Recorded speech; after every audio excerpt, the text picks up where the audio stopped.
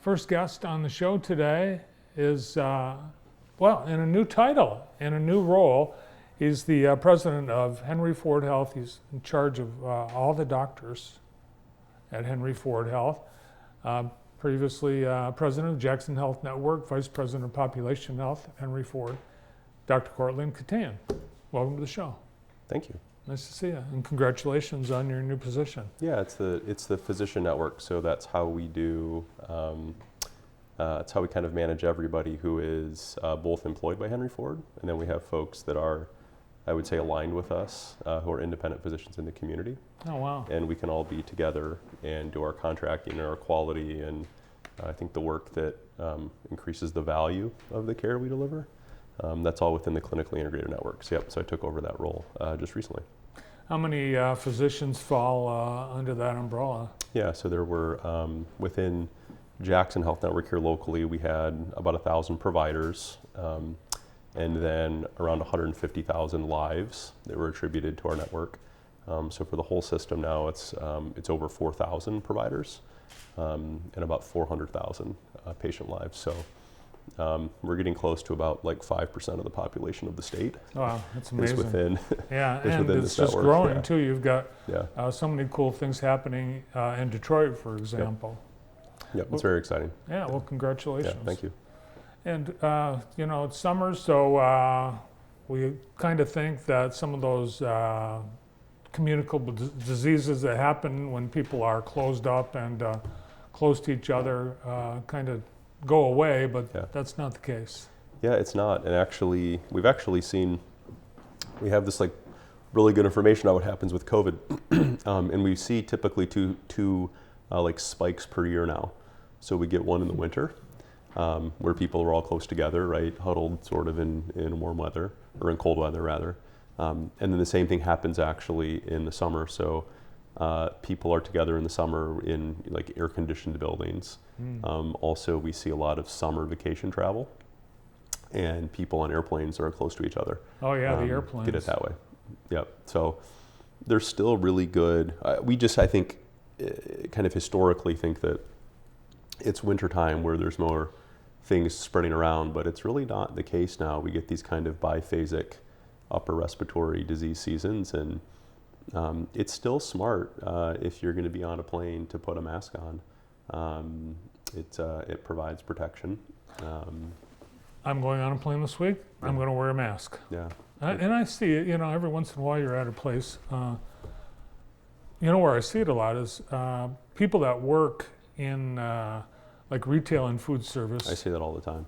Yeah. Yeah. It's smart. I mean, if you're in front of people all the time and you've got a lot of contact with a lot of different people, that's perfectly reasonable to do. Give you some protection. Yeah. So COVID, it's everyone's still, we're talking like it's in the past, but it's not. It continues to evolve. It has continued to evolve, which is what we've expected. I mean, I think it's doing now. We're kind of predicting what it's going to do. So the most recent, most communicable strain was called Omicron. Omicron is what the more recent vaccine was really designed to last year. And there's another variant now, which is part of the Omicron family. So it's an Omicron virus, but it's even easier to spread. And so the name of it is FLIRT, which is sort of interesting. But this is sort of like, it's kind of like science humor. So the F component of the spike vaccine mutated into an L component, FL, and then the R component mutated into a T component. So, and then people just added an I to make it funny, but that's what happened. So, but it does spread more easily than the ones we had before. The good news is that it's still Omicron, and so it tends not to be as severe as some of the past variants that we've had. So it spreads easily, but it's not as severe. And we've seen over the last couple of years that we get these biphasic, like in the summer there's a peak, and then in the winter there's a peak, and it's in the summer when people are air-conditioned spaces, airplanes, right, travel, and in the winter it's people are in heated spaces, and so we see it happen twice a year. Now the vaccine still works for that? It does, and I would expect that there's going to be another. This is going to be an annual thing. I would highly suspect, just like influenza, we try to anticipate what the most common type of virus will be, and then a vaccine gets created that is responsive to that. And so with COVID, what we're seeing is that this Omicron variant is the most communicable, and I think it would be very consistent if we see an evolved Omicron-specific monovalent single virus strain vaccine available early fall. And I think we'll do the same thing will happen with flu, right? We'll have a flu vaccine that's available in the fall the same way. So COVID's here to stay. Yep. And do you see any time in the future where the flu and COVID vaccines would be combined as a one-shot cures all? I think there is not anytime soon. I think there's a fair amount of technical challenge they're built two separate ways right now. One is an mRNA vaccine, the other is not. There are a few different types of flu vaccines, but they're not based on mRNA technology. And so they would have to essentially switch the flu vaccine production probably to an mRNA production. So until they do that, they really couldn't be put in the same vaccine. You could just get two shots at the same time. That's what people do. Usually they go, last year when I had one in each arm. And it was, I was sore for a day or two, but it was fine. And then you just get past for a day, you get sort of the little malaise feeling, which is good because it means the vaccine is working. A lot of people don't get the vaccines again because they're like, well, it made me sick. It's like, well, that's kind of the point, right? You want it to make you sick a little bit because that is your immune response working. And I'd rather feel down for 12, 24 hours versus be sick in bed for 3 or 4 days, right? Which is what typically happens if you get actual influenza or COVID. Yeah, it's hardly anything compared to the real. It's very, very mild. Yeah, very mild. All right, here in Michigan, I've heard that there are 2, maybe 4 cases, maybe 2, I don't know, bird flu, and it sounds like something birds get. Yeah.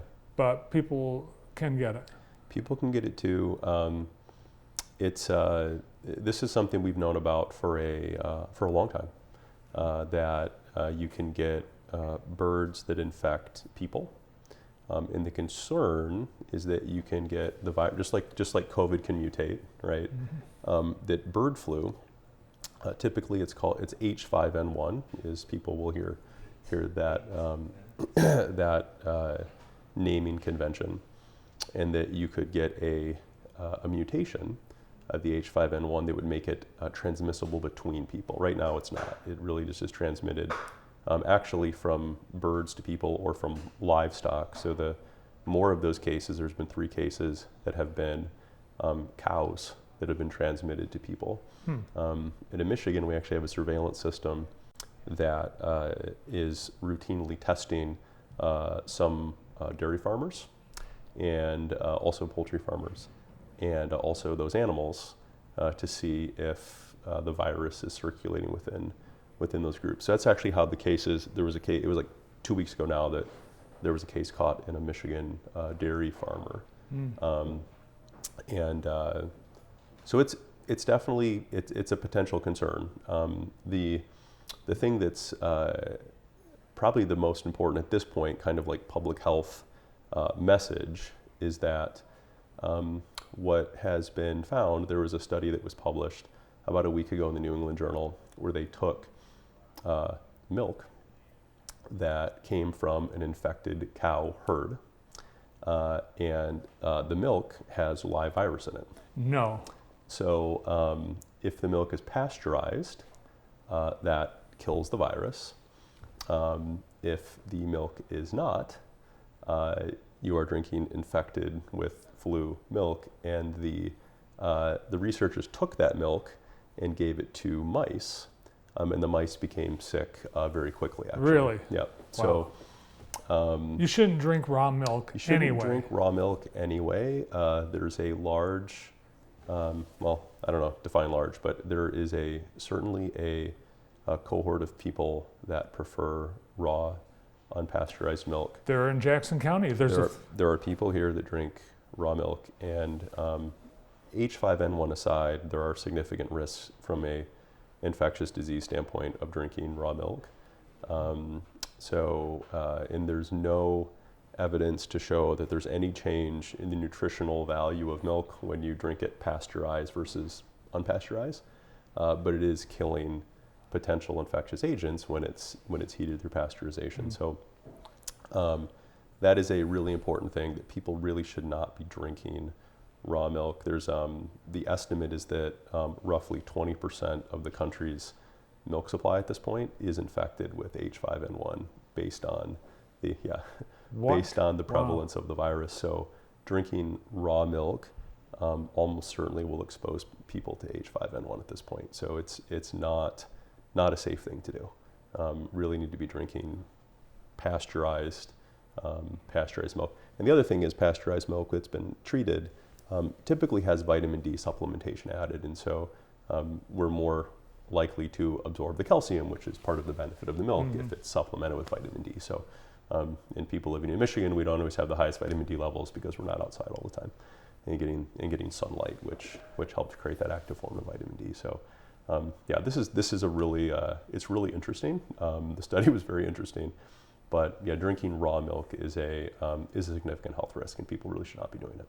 Yeah, and I was at the farmer's market the other day, and I think they're selling raw milk there. Yeah, so each state has its own laws for what is permissible. There are federal laws around what can be labeled and sold, but then there are, I'm sure the right word, not exceptions, but the ability for states to also allow for sale of raw milk.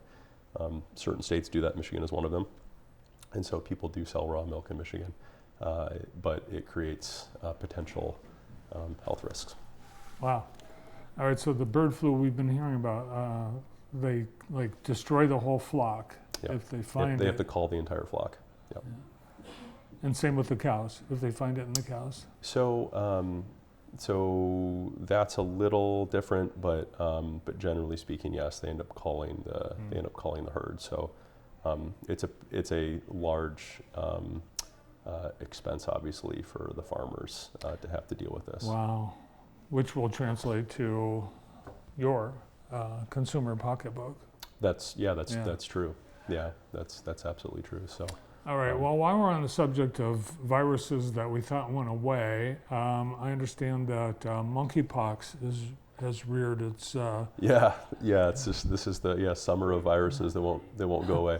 So monkeypox, people may remember, this was 2022, where we had an outbreak of monkeypox. So that came from Africa. People were traveling. We had a fair number of cases that happened in the United States. And then we started to get transmission within the United States. We actually effectively really managed that outbreak with vaccination and targeted at the highest risk population. So it's the that was 2022, and monkeypox is a little tricky because it's the rash, like the bumpy smallpox-like rash that people recognize. But transmission happens typically before people have the rash. And so it's spread before people really are aware, and folks will get more of those kind of flu-like respiratory symptoms before they start to get the monkeypox rash. So there's a potential to be spreading before people know that they're sick. And it's really most prevalent in the men who have sex with men, or the gay male community. That's where it's the most prevalent. And so there was really, I think, a really impressive public health effort in 2022 to kind of target that population, get people vaccines. There are vaccines available, or there is a vaccine, I should say, available for this. It's a 2-dose vaccine that's spread 4 weeks apart. And so that recommendation has really come back now, that if there's people in this at-risk group, really they should be getting vaccinated. And it's actually so there's 2 clades of monkeypox. The one that caused the 2022 outbreak was the less severe. There's now an outbreak of the other clade, in Africa, which is the more severe, which actually causes more death. And so people are really watching this to see if that starts to spread outside of the endemic area in Africa. Wow. And like anything else, when we heard, oh, well, this is in Wuhan, China, Yeah. or in the Congo, it gets out. Yep. Yeah, so this is in the Democratic Republic of Congo. And yeah, and I think the thing we've learned from COVID is that the world is actually very small. People get on planes and can be anywhere in the world within a few hours. And so there are people that are, you know, at risk for contracting this. Certainly people that are immunocompromised, like in the first outbreak of this, especially the HIV population, people had more difficulty with this. So it's something to be aware of. It's kind of like once these things kind of enter, right, our milieu of infectious disease, it's very hard to get rid of them. All right, well, be aware and be safe, and thanks for keeping all of us healthy. Now, should we say all three things? President of Henry Ford Health No, it's just, Provider yeah, Network? so now, yeah, just the president of the Clinically Integrated Network. Yeah. Okay. Yep. President of Henry Ford Clinically Integrated Network. Clinically Yeah. Integrated Network, Yeah. Dr. Courtland Keteyian.